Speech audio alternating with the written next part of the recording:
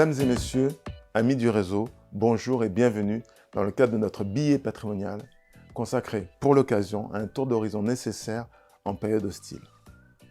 Nous traversons en effet une crise en tout point inédite, une crise sanitaire mondiale suivie par une crise géopolitique mondiale déclenchée par une guerre se déroulant aux frontières de l'OTAN qui nous oblige, nous, Conseil en gestion de patrimoine, à vous apporter une forme d'éclairage. Alors évidemment, pas de politique, nous ne sommes pas là pour ça.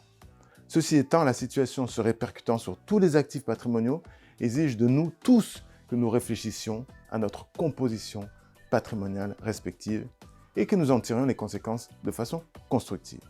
Pour commencer notre revue, vous avez pu constater que malgré ce que l'on peut entendre ici et là, les taux de crédit sont toujours très bas au regard de l'histoire de la courbe des taux.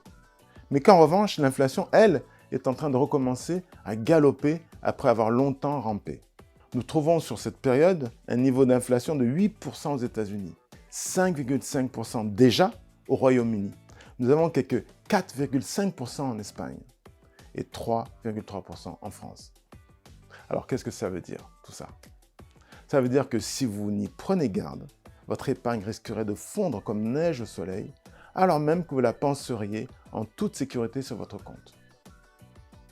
Ça veut dire que votre crédit fixe, une fois n'est pas coutume, est votre ami, car le remboursement mensuel de la même somme chaque mois pourrait s'en trouver allégé si votre salaire était réindexé relativement à cette inflation.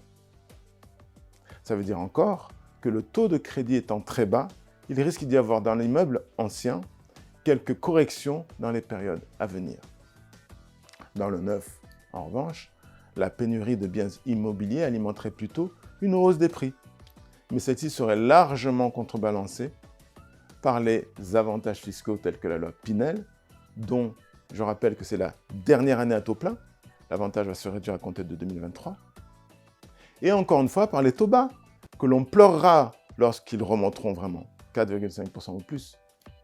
Alors, le petit tour d'horizon étant accompli, voici mes recommandations. 1. Renégociation des taux auprès de votre banquier quand c'est possible. 2. Diversifiez autant que vous le pouvez en respectant vos convictions quand vous en avez et quand elles procèdent d'une compréhension. 3. Attention à la tentation spéculative. N'allez pas en bourse, en crypto ou au casino qu'avec ce que vous êtes prêt à perdre. Et si c'est de l'argent commun, parlez-en avant, pas après. Au passage, aujourd'hui, les cryptos dites monnaie sont reconnus par les institutions financières dont je prends acte, mais soyez prudents. Si ce secteur spéculatif amplifie les hausses, et c'est avéré, il amplifie également les baisses, et c'est avéré. Étudiez les sous-jacents exacts des produits d'assurance vie avec votre compagnie d'assurance, obligations, actions monétaires, et choisissez autant que faire se peut des actifs tangibles, hors spéculation. Bon, il ne s'agit surtout pas de prendre ce message comme une invitation à la panique, bien au contraire. Mon souhait est de vous obliger à vous interroger, à vous poser de bonnes questions patrimoniales et à prendre de pertinentes décisions de bon sens. Par exemple, ne mettez pas vos œufs dans le même panier et respectez le temps long. Vous voyez, ce simple petit conseil peut déjà vous faire gagner beaucoup d'argent.